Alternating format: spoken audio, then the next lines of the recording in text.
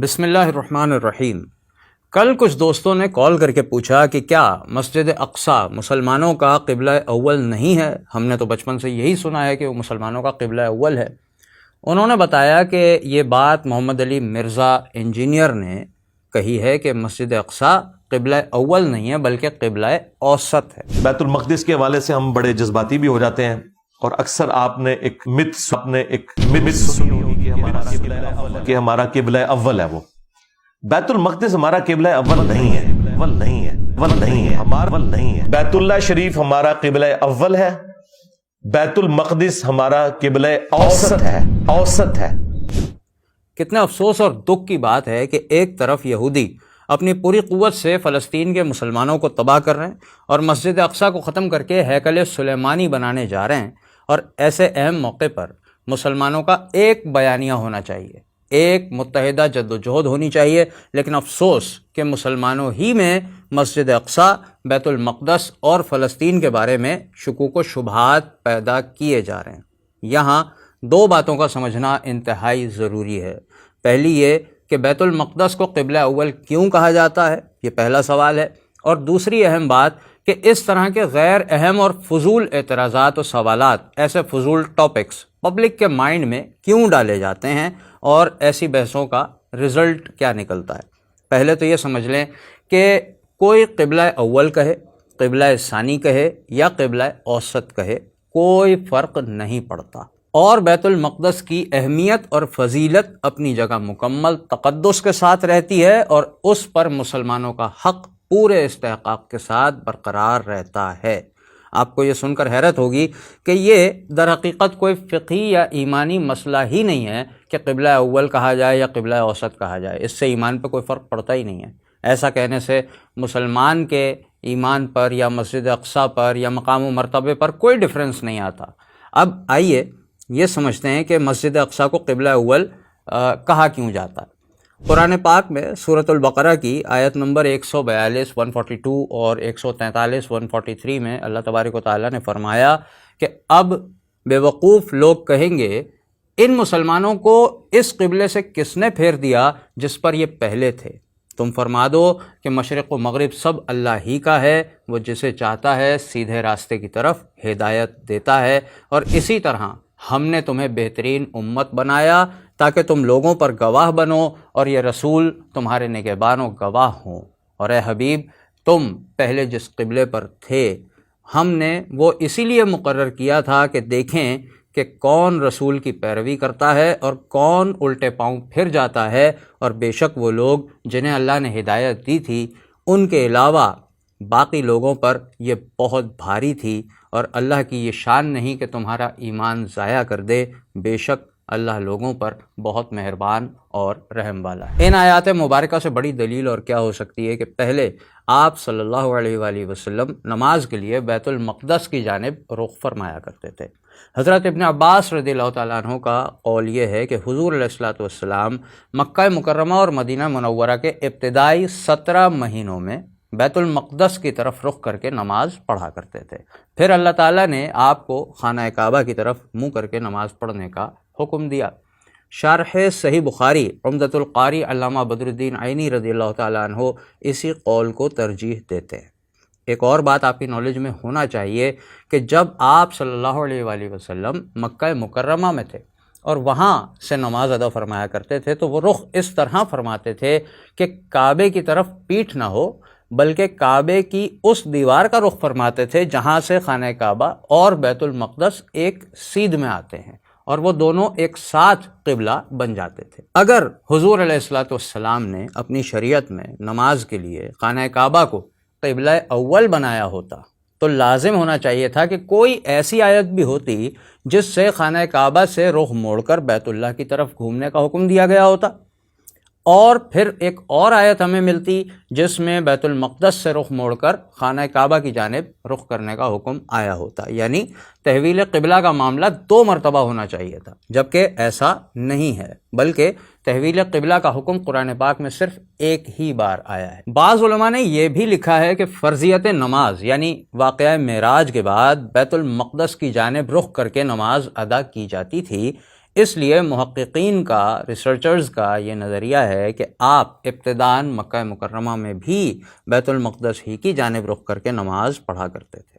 اب اس بات کو سمجھیں کہ خانہ کعبہ اللہ تعالیٰ کا پہلا گھر ہے، بیت اللہ۔ قرآن پاک میں اللہ تبارک و تعالیٰ نے فرمایا، بے شک سب سے پہلا گھر جو لوگوں کی عبادت کے لیے بنایا گیا وہ ہے جو مکہ میں ہے، برکت والا ہے اور سارے جہان والوں کے لیے ہدایت ہے۔ اور جب رسول اللہ صلی اللہ علیہ وآلہ وسلم سے پوچھا گیا تو آپ نے فرمایا، جس کا مفہوم ہے، حضرت ابو ذر غفاری رضی اللہ تعالیٰ عنہ سے روایت ہے کہ میں نے کہا، اے اللہ کے رسول، اس زمین پر سب سے پہلے کون سی مسجد تعمیر کی گئی؟ آپ صلی اللہ علیہ وآلہ وسلم نے جواب ارشاد فرمایا کہ مسجد الحرام۔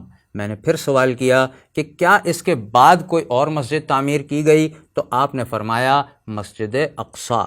میں نے کہا ان دونوں کی تعمیر کے درمیان کل کتنا وقفہ تھا؟ تو آپ علیہ السلام نے فرمایا 40 سال۔ یہ سنن نسائی کی روایت ہے۔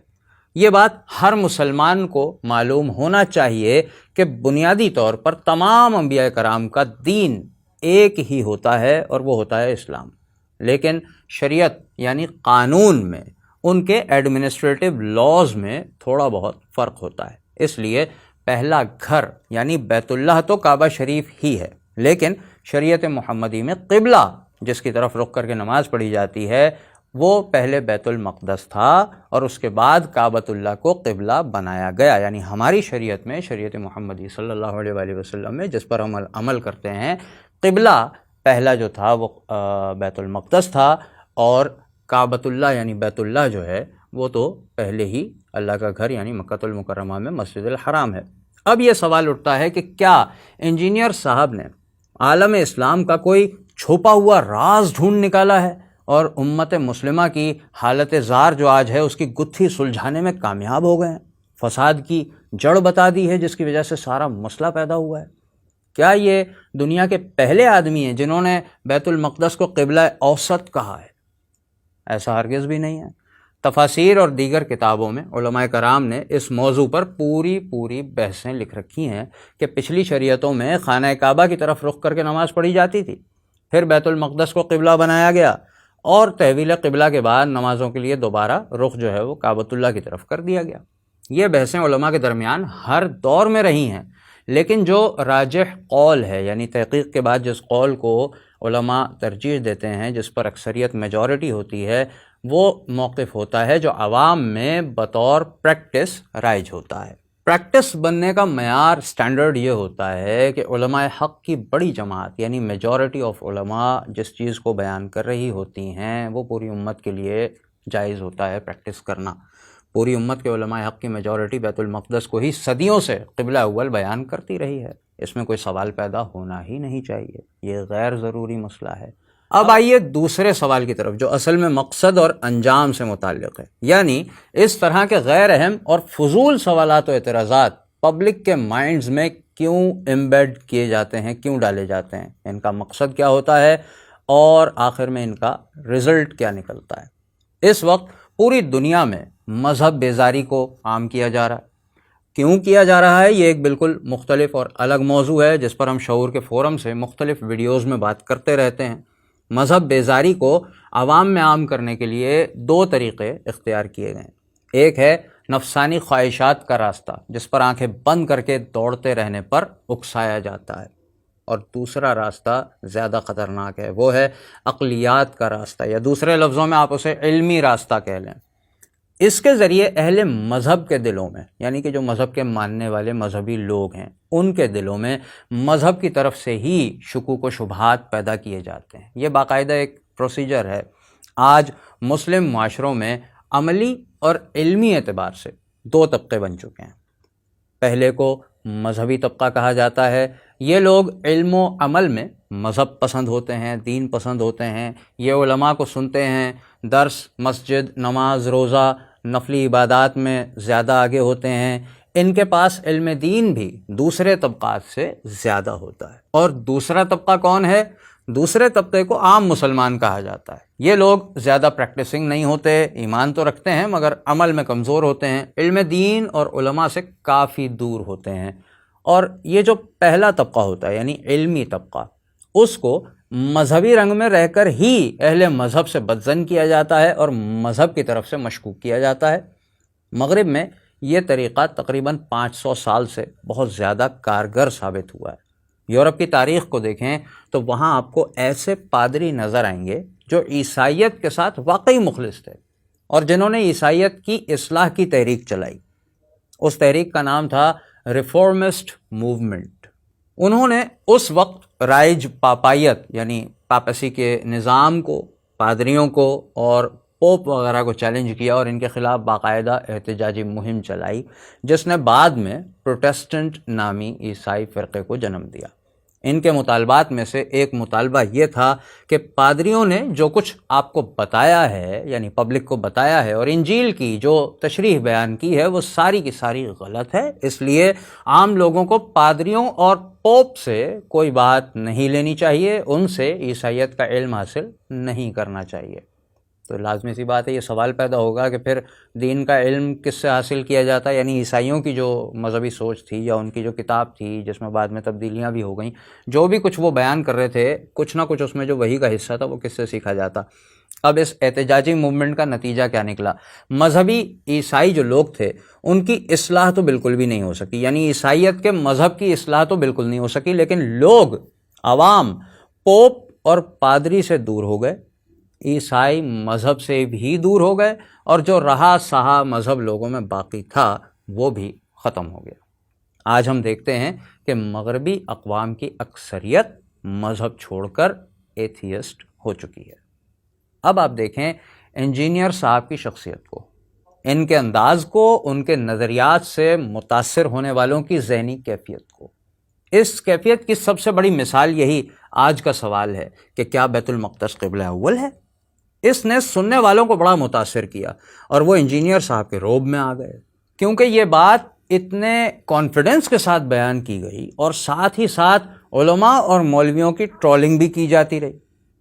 لنگوسٹکس کے داو پیچ سمجھنے والے جو لوگ ہوتے ہیں وہ اچھی طرح جانتے ہیں کہ کسی حقیقت میں، کسی ریالٹی میں اگر ڈاؤٹ پیدا کرنا ہو تو ایجنٹ کو، یعنی بات کرنے والے یا کام کرنے والے کو، دو کام کرنے ہوتے ہیں۔ نمبر ایک کہ وہ بھرپور کانفیڈنس کے ساتھ جھوٹ بولے، اور پھر جس شخص پر سے اعتبار ختم کرنا ہے اس کا مذاق بھی ساتھ ساتھ اڑاتا جائے، تو ایک عام آدمی متاثر ہوئے بغیر رہ ہی نہیں سکتا۔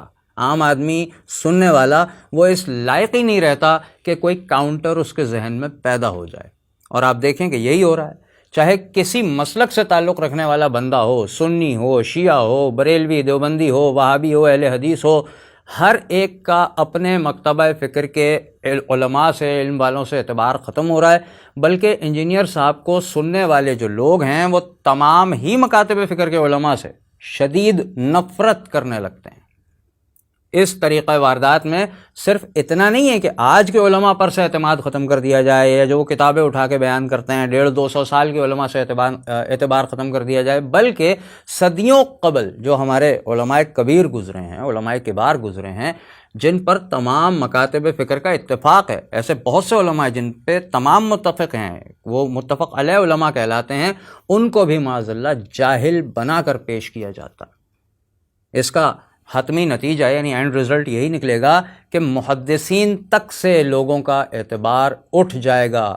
یہ انجینئر صاحب کی دینی خدمت کا انجام ہوگا۔ اس معاملے میں یہی ہوا جب لوگوں نے ایک نئی بات سنی جو لوگوں کے لیے نئی تھی کہ بیت المقدس قبلہ اول نہیں ہے بلکہ قبلہ اوسط ہے، تو ان کے ذہن میں شکوک پیدا ہوئے، کیونکہ ان کی اپنی علمی صلاحیت تو اتنی تھی نہیں کہ وہ پہلے سے واقف ہوتے، انہوں نے کتابیں پڑھی ہوتیں، وہ علماء کی صحبت میں بیٹھے ہوتے، ان کو پتہ ہی نہیں تھا کہ یہ ٹرم تو صدیوں سے علماء کی بحث میں موجود ہے، یہ کوئی نئی بات نہیں ہے اور کوئی اہم بات بھی نہیں ہے۔ کیونکہ خود کچھ پڑھا سنا نہیں تھا، اس لیے قبلہ اوسط کے الفاظ سے ایسے متاثر ہوئے کہ سوچنے بیٹھ گئے کہ کیا ہمارے علماء کوئی بھی چیز بلا تحقیق بیان کر دیتے ہیں؟ جسے ہم بچپن سے سن رہے ہیں کہ قبلہ اول ہے، اسے مان رہے ہیں کہ قبلہ اول ہے، وہ تو قبلہ اول ہے ہی نہیں، تو پھر تو نہ جانے کیا کیا غلط چیزیں ہم لوگوں نے سن رکھی ہوں گی، آج ہم نہ جانے کیا کیا اپنائے ہوئے ہوں گے۔ اور یہ جو انجینئر صاحب ہمیں بتا رہے ہیں کہ بیت المقدس پر سب سے زیادہ حق یہودیوں کا ہے، تو شاید یہ بھی ٹھیک ہی ہوگا، ہم کیوں بلا وجہ الجھ رہے ہیں؟ تو اب کیا ہوا کہ وہ فلسطین اور بیت المقدس کے مسئلے کے بارے میں شک میں مبتلا ہو گئے اور مسلمانوں کی سرزمین پر یہود کا حق تسلیم کر لیا۔ یہ ہوئی ان کی طرف سے خدمت دین۔ ہو سکتا ہے بالفرض انجینئر صاحب بڑے اخلاص کے ساتھ دین کی خدمت کرنے نکلے ہوں، لیکن ان کی یہ کوشش اگر درست بھی ہے تو ریفارمسٹ موومنٹ کے مارٹن لوتھر کی طرح کی کوشش ہے، جو فرقہ واریت تو ختم نہیں کرے گی بلکہ ان کے سننے والوں کے دلوں میں مکمل دین ہی مشکوک ہو جائے گا۔ یہی ایتھزم کا مقصد ہے، یہی الحاد کا کام ہے جو مذہبی طبقے سے لیا جا رہا ہے، یعنی ایمان و یقین کے مقابلے میں شکوک و اعتراضات پیدا کرنا، اور یہی کام انجینئر صاحب اور ان جیسے حضرات کرتے چلے جا رہے ہیں، اور علم دین سے دور بیٹھا طبقہ ان کی باتوں میں آ کر الحاد کے قریب تر ہوتا جا رہا ہے۔ یاد رکھیں قرآن کریم مسلمانوں کے دلوں میں ایمان و یقین پیدا کرتا ہے، اور اس وقت کا کفر مسلمانوں کے دلوں میں شک پیدا کر رہا ہے، جس کا آخری نتیجہ کفر و الحاد کی صورت میں ہی ظاہر ہوتا ہے۔